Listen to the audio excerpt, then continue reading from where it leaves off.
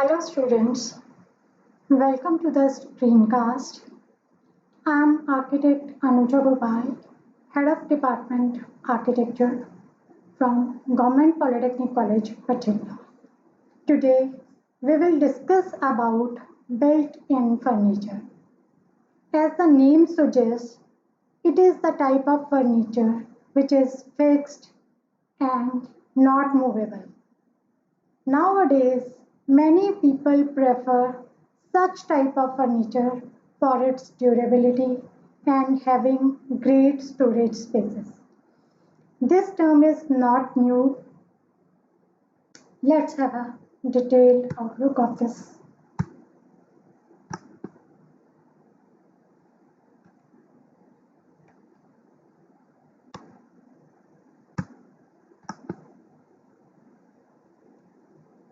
Definition. Built-ins are the items that do not leave the property but remains in a part of permanent structure of a home. It means they are fixed and we can't shift as per our taste from one place to the other. This includes any type of permanent appliances such as cabinet, furniture that's built into the home, such as shelving or benches and other attached items. Now you can have a look of built-in furniture. As you can see here, uh, in this wall, here a built-in cabinet has been provided and a sitting space is created over here for sitting purposes. And there is one more example.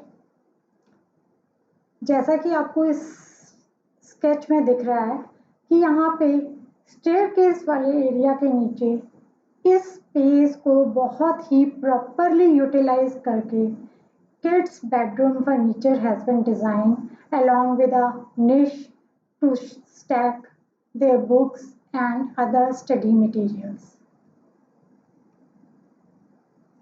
Basically, what is a house? A house is a place where we live in.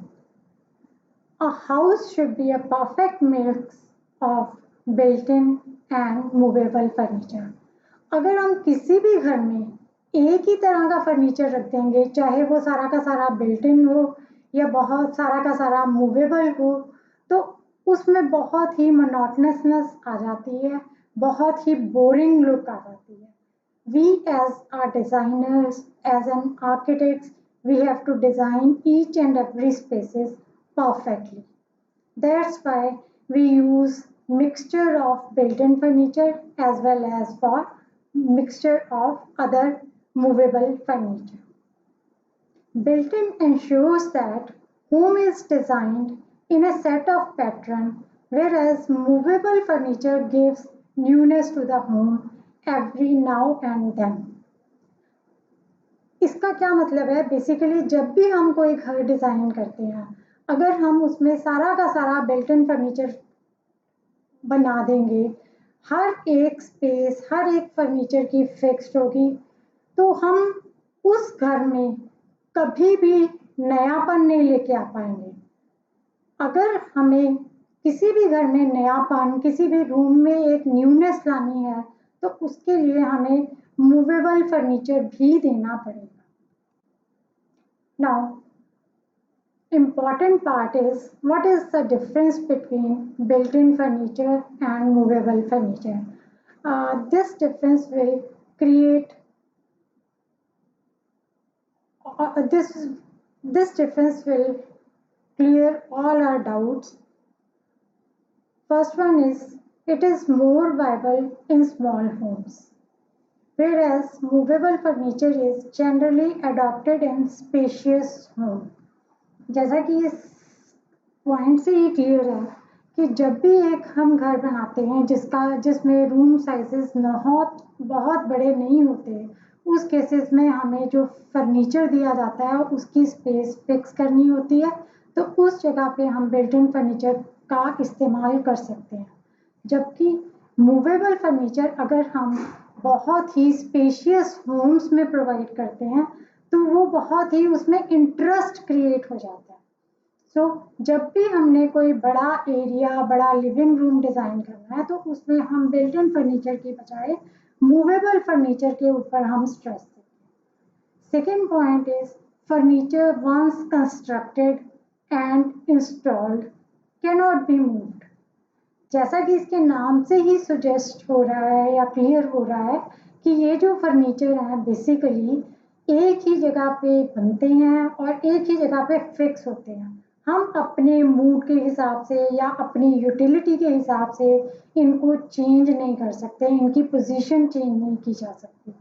जबकि movable furniture को हम एक space से दूसरे space पे move करके उस area में एक नयापन ऐड कर सकते हैं। Next point is these fix into the construction using fixtures such as nuts, bolts and hinges। मतलब जब भी हमने बिल्ट इन फर्नीचर बनाना है तो उसको मेन मेसनरी कंस्ट्रक्शन के साथ फिक्स करने के लिए हमें कुछ नट्स, बोल्ट्स और हिंजेस का यूज़ करना ही पड़ता है, या फिर हम मेसनरी कंस्ट्रक्शन कर सकते हैं।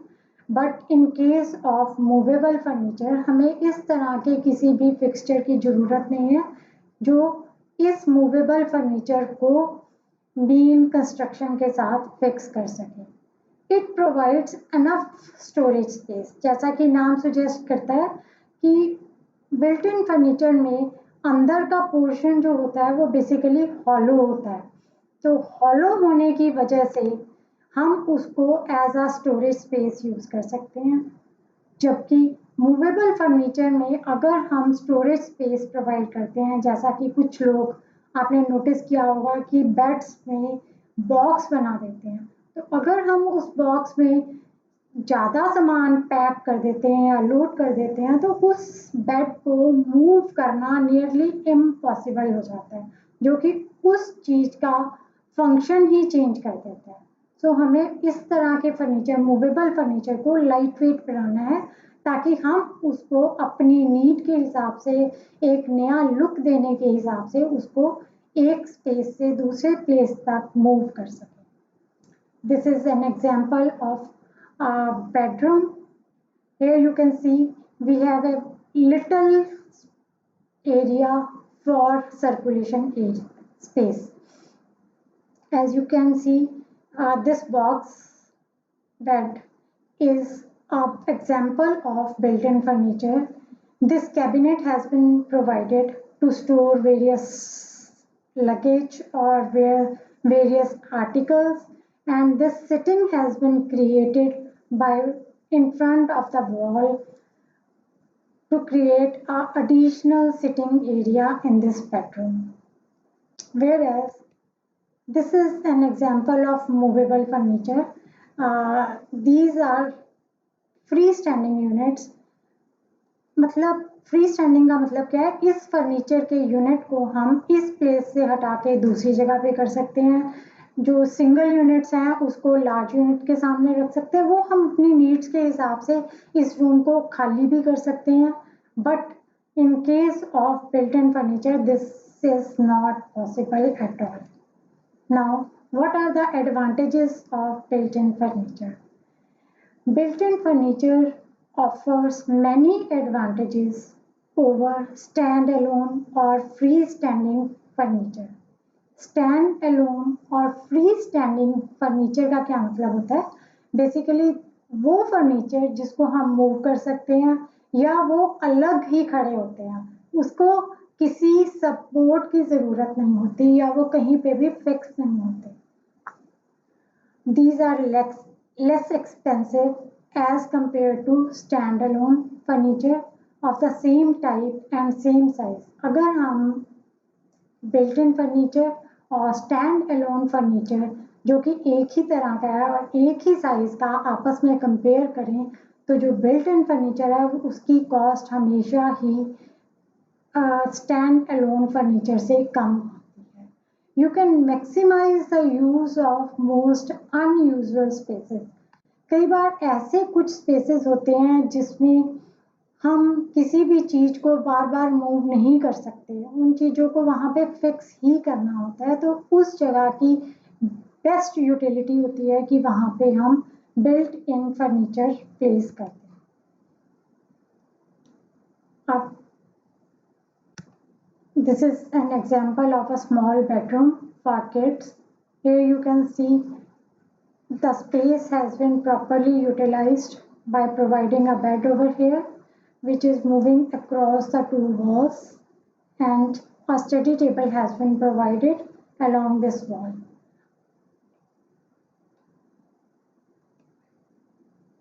Various built-in furniture types. इस क्लास में बेसिकली हम किस टाइप के बिल्ट इन फर्नीचर की बात करेंगे? Those are wardrobes, cupboards, sideboards and niches.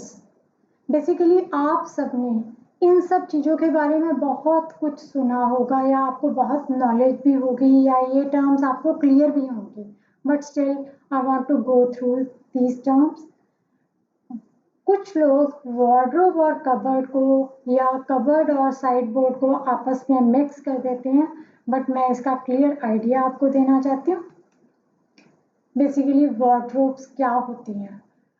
The word wardrobe appeared in the English language in early 14th century, मतलब 14th century से wardrobe term यूज की जा रही है। Basically it is an originated from old French word that is wardrobe.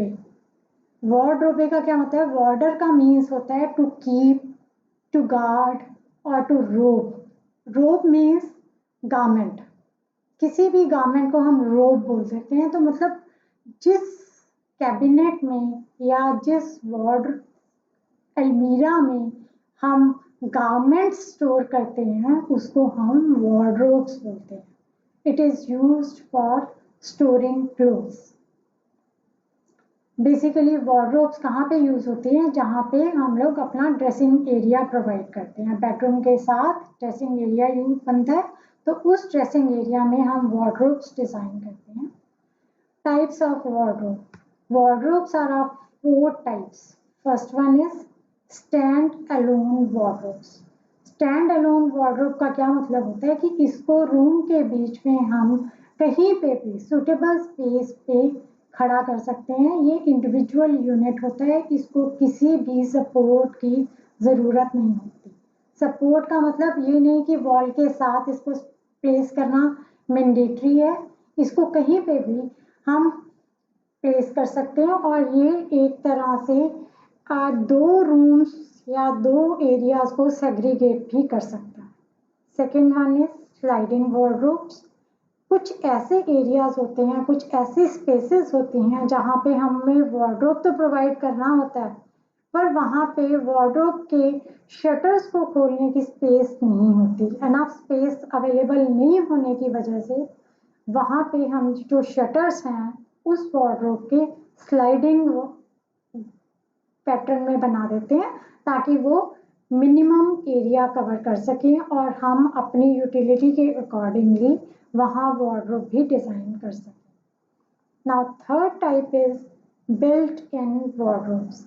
Built in wardrobes क्या होती हैं कि ऐसी कबर्ड्स या अलमीराज जिसके लिए हम प्रॉपर वॉल्स के साथ एनक्लोज करके एक एनक्लोजर क्रिएट कर देते हैं, जिसके अंदर ये वार्डरोब्स फिक्स वुडन बना के इसके अंदर इंसर्ट कर दी जाती हैं और बाद में इनको फिक्स किया जाता है। इन वार्डरोब्स को हम हटा नहीं सकते और इनकी स्पेस हमेशा ही फिक्स्ड रहती है। Now next come Italian made और modular wardrobes.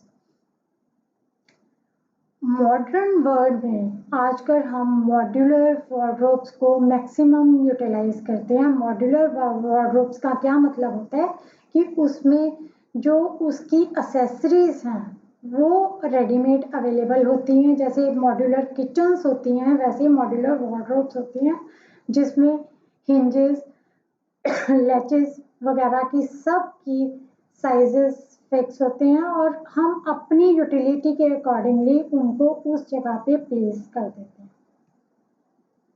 as you can see in this wardrobe. This is a wardrobe, not a cupboard. Here you can see here is a space for storing our clothes. आपने यहाँ पे देखा होगा कि hangers को रखने के लिए यहाँ पे हमने एक हैंगर रॉड लगाई है। किसी भी कबर्ड या वार्डरोब का साइज हम 2 फीट डीप इसी वजह से रखते हैं क्योंकि जब हमने एक क्लोज हैंगर के ऊपर क्लोज टांगने होते हैं तो उसके लिए मिनिमम एरिया इतना रिक्वायर्ड है। नॉर्मली जब हम ड्रेसिंग रूम में वॉक इन ड्रेसिंग्स डिज़ाइन करते हैं तो हम जो वार्डरोब्स डिज़ाइन करते हैं उसके ऊपर कोई भी शटर नहीं प्रोवाइड करते। तो बेसिकली जो ड्रेसिंग्स होते हैं वॉक इन ड्रेसिंग्स, उसमें क्या होता है कि एक डोर बाहर ही आ जाता है, बाकी उस रूम की सारी दीवारों पे इस तरह के डिफरेंट स्पेसेस क्रिएट की जाती हैं ताकि वहाँ पे आप अपने शूज़, अपने क्लोथ्स या अपनी और यूटिलिटी की आइटम्स, कोई लॉकर वगैरह आप यहाँ पे कर सकते हो। इसमें हम ड्रॉर्स भी बनाते हैं ताकि ड्रॉर्स में आप अपना वैल्यूएबल आर्टिकल्स इसमें स्टोर कर सकें। जो आर्टिकल्स कम यूटिलिटी के होते हैं हम उसको ऊपर रख देते हैं। तो ऊपर का स्पेस जो 8 फीट के आसपास होता है, मतलब एक ह्यूमन बीइंग जब सीधा खड़ा होता है वो मैक्सिमम 7 फीट तक उसकी हाथ की अप्रोच होती है। तो उससे ऊपर वाला ये जो एरिया है उसमें इस तरह की आइटम्स हम स्टैक करते हैं जिसकी यूटिलिटी मिनिमम होती है। This is again an example of wardrobe. Sorry, जैसे ये आप लोगों के लिए एक नया कॉन्सेप्ट होगा। नॉर्मली हम जो हैंगर्स होते हैं, हैंगर रॉड्स होती हैं, वो ऊपर के शेल्फ में ही प्रोवाइड करते हैं। बट नॉर्मली जो ट्राउजर्स होती हैं उसकी बेसिकली लेंथ बहुत ज़्यादा नहीं होती जब हम उसको डबल फोल्ड कर देते हैं। तो इस कारण इसको हम स्पेस को 2 पार्ट्स में भी सेग्रीगेट कर सकते हैं और एक पूरा का पूरा यूनिट हम ड्रॉर्स को डेडिकेट कर देते हैं और ये सारा का सारा वेरियस आर्टिकल्स को स्टैक करने के लिए यूटिलाइज किया जाता है। Next comes cupboards. अभी तक हमने जो पढ़ा है दैट इज वार्डरोब। अब है कबर्ड्स। कबर्ड्स बेसिकली क्या होता है? इट इज अ रिसेस और a piece of furniture with a door and typically shelves used for storage। मतलब कोई ऐसा फर्नीचर का पीस जिसमें डोर भी होता है, मतलब उसका शटर प्रोवाइड किया जाता है और उसके अंदर वेरियस शेल्व्स होती हैं। ये कबर्ड्स हम किचन में भी प्रोवाइड कर सकते हैं, डाइनिंग रूम में भी प्रोवाइड कर सकते हैं या कोई भी स्टोर रूम में भी इसको स्टैक किया जा सकता है। The term cupboard was originally used to describe an open-shelved side table for displaying dishware, more specifically plates, cups and saucers। जैसा कि इसका नाम ही रिप्रेजेंट कर रहा है, कपबोर्ड।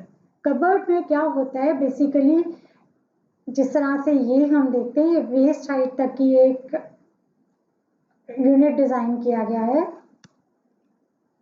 जिसमें हमने plates, cups as well as saucers को हमने स्टैक किया गया है। ये नॉर्मली डाइनिंग एरिया में प्रोवाइड की जाती है। अब ये एक टिपिकल किचन का एग्जांपल है। इस किचन के एग्जांपल में आप देखो कि हमने कुछ कबर्ड्स वर्क टॉप के ऊपर प्रोवाइड की गई हैं और कुछ कबर्ड्स वर्क टॉप के नीचे। तो वर्क टॉप क्या होता है? Basically the area which is used for doing cooking purpose. Cooking purpose के लिए हमें जो भी कुकिंग का प्रेपरेशन करनी है या कुकिंग करनी है तो उन आर्टिकल्स को प्लेस करने के लिए हमें एक वर्क टॉप प्रोवाइड की जाती है। तो वर्क टॉप का जितना भी नीचे का हाइट है, जैसे कि 2 फीट 7.5 इंच दिस एरिया, इसको हम अपने यूटेंसिल स्टैक करने के लिए कर सकते हैं या फिर हमारे किचन में जितनी भी पल्सेस हैं, ग्रेन्स हैं, उनको स्टोर करने के लिए कर सकते हैं। जैसे कि यहाँ ड्रॉर्स प्रोवाइड किए गए हैं, इन ड्रॉर्स में आप अपनी कटलरी प्लेस कर सकते हैं। अब कबर्ड्स कहीं पे भी हो सकते हैं, जैसे मैंने आपसे पहले भी बताया कि कबर्ड्स ज़रूरी नहीं है कि एक डाइनिंग रूम में हो या किसी एक पर्टिकुलर स्पेस में हो, जैसे कि किचन। कबर्ड्स कहीं पे भी प्रोवाइड की जा सकती हैं, जैसे लॉन्ड्री रूम। अब जैसे कि इसमें हम देखें तो यहाँ पे वॉशिंग मशीन है और ऊपर ड्रॉर लगा हुआ है, ड्रायर लगा हुआ है। तो इस स्पेस में ये बेसिकली आयरनिंग के लिए यूज हो रहा है। तो इस जगह को हमने प्रॉपर यूज किया गया है ताकि अपनी लॉन्ड्री की सारी आर्टिकल्स को इस जगह पे हम स्टोर कर सके। जैसे ये डर्टी लिनन को स्टोर करने के लिए और ये आयरन क्लोथ्स को स्टैक करने के लिए ये कबर्ड्स बनी हुई हैं। और ये एक एग्जाम्पल है कबर्ड इन पेंट्री एरिया।